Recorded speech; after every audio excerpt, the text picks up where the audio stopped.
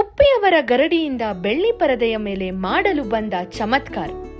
ಇವರೇ ಆಪರೇಷನ್ ಅಂತ, number 1, Z ಹಾಗೂ ಇನ್ನಿತರ ಚಿತ್ರಗಳಲ್ಲಿ ನಟಿಸಿದ ಹರ್ಷ ದರ್ಬಾರ್. ಒಬ್ಬ ಪರಿಶುದ್ಧವಾದ ಮನಸ್ಸಿನ ವ್ಯಾಪಾರ ಮಾಡ್ತಿದ್ರು, ವ್ಯಾಪಾರಿಕೆಯ ಮನಸ್ಸಿಲ್ಲದೆ ಒಂದು ಮಗು ಮನಸ್ಸಿರುವಂಥ ವ್ಯಕ್ತಿ ಅಂತ ಹೇಳಿದ್ರೆ ತಪ್ಪಾಗಲ್ಲ.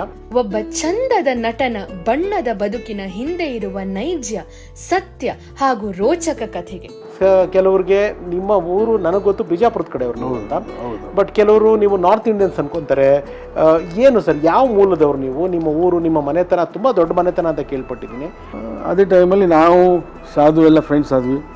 ಸಾಧುವಿಂದ ಉಪೇಂದ್ರ ಫ್ರೆಂಡ್ ಆದ. ಸಾಧು ಹೆಂಗ್ ಫ್ರೆಂಡ್ ಆದರು? ಅದೇ ನಾವು ಒಂದು ಆಲ್ಬಮ್ ಮಾಡಿದ್ದೆ. ನನ್ನಗೋಸ್ಕರ ಒಂದು ಆಲ್ಬಮ್ ಮಾಡಿದ್ದೆ. ಸೊ ಕನ್ನಡ ಆ್ಯಂಡ್ ಹಿಂದಿ 2 ಲ್ಯಾಂಗ್ವೇಜಲ್ಲಿ. ಆಪರೇಷನ್ ಅಂತಾಗೂ ನೀವೇ ನಿರ್ಮಾಪಕ ಸರ್? ಆ್ಯಕ್ಚುಲಿ ನಾನು ಫೈನಾನ್ಸರ್ ಆಗಿದ್ದೆ. ಪಿಕ್ಚರು ಯಾವುದೋ ಕಾರಣಕ್ಕೆ ಅವಳು ದುಡ್ಡು ಇರಲಿಲ್ಲ, ಸೊ ನಿಂತೋಯ್ತು.